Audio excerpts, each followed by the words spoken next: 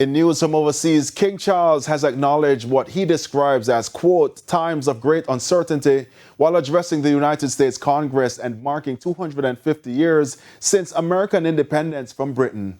In his speech, the British monarch expressed gratitude to the American people and emphasized the enduring relationship between the two nations. U.S. President Donald Trump is currently in open conflict with Prime Minister Keir Starmer over the war in Iran. The speech also comes days after a shooting at the White House Correspondents' Dinner, which authorities say was an attempted assassination targeting President Trump. Despite the tensions, King Charles stressed the importance of unity and the long-standing partnership between the United States and the United Kingdom.